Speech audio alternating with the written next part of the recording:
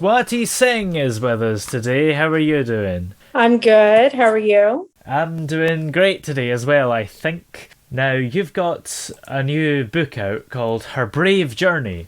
What's that book about, first of all? Yes, I do actually. It is a new novel that I actually am releasing it.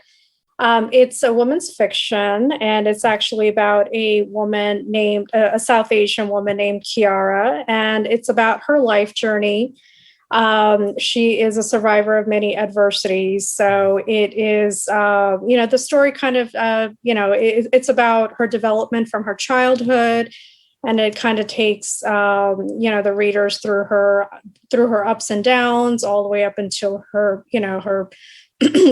personal life Yeah. and the situations that she deals with as a young adult as well. So, Yeah. uh, so that's what the story's about. And what inspired you to come up with this story? Well, I actually a lot of people actually I've that I personally have known that it is a fictionalized account of many stories that I've actually heard from other women who have been in tough situations. Whether it's marriage or whether it's relationships. Yeah. It's just a lot of the situations that Kiara deals with are very sensitive topics, such as bullying and racism and domestic violence, abuse, divorce. These are very important, very sensitive topics, and she's a South Asian woman, Yeah. so they're very important discussions, especially in today's time.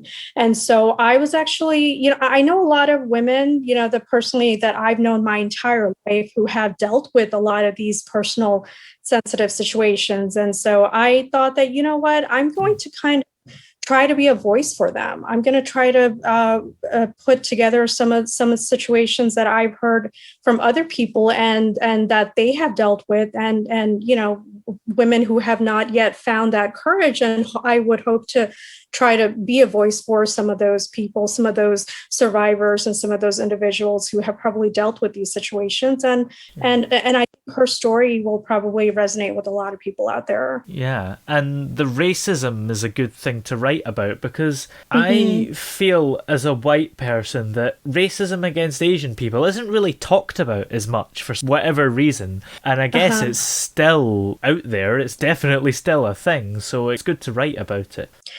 Yeah, and that's why I wanted to kind of write about that angle, because it's and I wrote about how she dealt with it during her childhood, Yeah. because she came to the United States. She was born in India. She came to the United States in the 80s, and how she came. She grew up in the U.S. and just some of the stuff that she dealt with in school from the other kids, and Yeah. of course, kids can be innocent, but a lot of some of the stuff that she heard in school, and being the shy, timid child that she was, a lot of the stuff that little girls are taught, especially during that time in the 80s, it's kind of like girls are taught to be quiet and Mm. sweet, and you weren't supposed to tattletale. So to be taught just those things, and then to hear those harsh words and harsh criticism when you go to school every day from others and from other kids.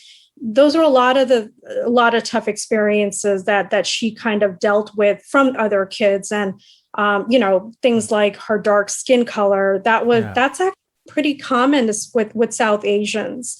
Colorism is common, and that is a lot of that's stuff that sadly it's South Asians still hear that even in today's time. So I thought that's important, because kids do deal with that a lot. Yeah, absolutely. So, how long did this book take you to write?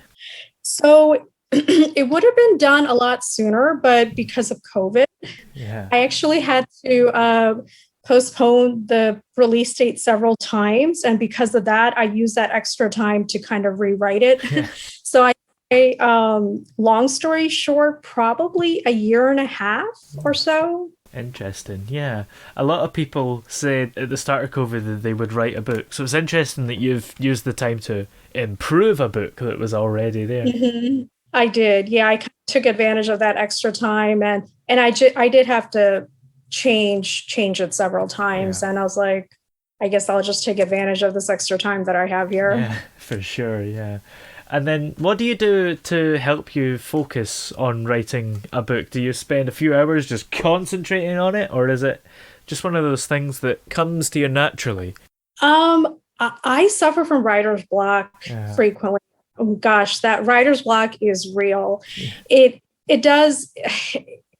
I actually do have to kind of think about it, and then I do procrastinate a lot, which is not good. But once I get that idea, once I get that rush, I can even wake up in the middle of the night and start writing. Wow. Like it's odd. I mean, once I start writing, I can probably write nonstop for 4 days.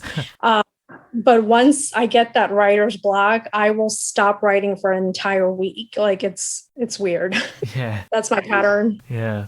What made you interested in writing in the first place? Well, I've actually always loved writing. I've always loved writing as a way of expressing myself, expressing my opinions.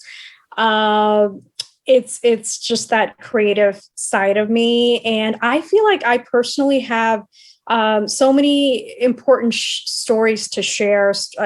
Whether it's my stories or stories of others, I feel like I have just so many things that I wanted to kind of, just get out there to others.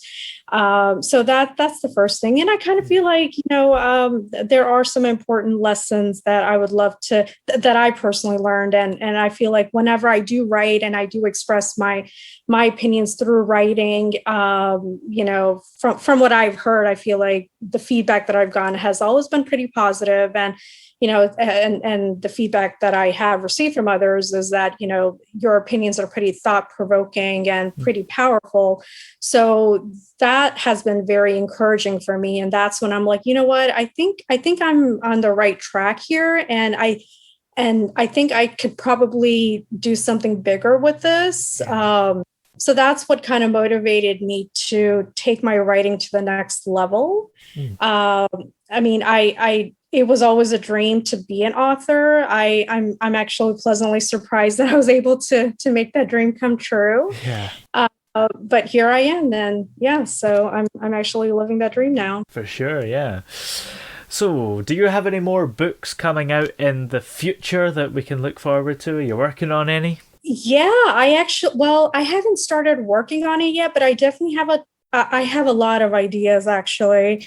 I mean, this story, Her Brave Journey, is more sensitive. It's more, it's definitely more. It deals with a lot of very important life lessons, and like I said, delicate situations. But I say the next story, I definitely want to kind of continue Kiara's journey to her next chapter. I'd say her. Well, I guess I don't want to give away too much of the story. I guess you'd have to read, but I definitely want to continue her story after this book. Absolutely, yeah, that's exciting. Well, in the meantime, where are we able to check out this book so far? Sure. So it is going to be releasing on May 1st. So we're just around the corner. And you can actually pre-order right now on Amazon and Barnes & Noble.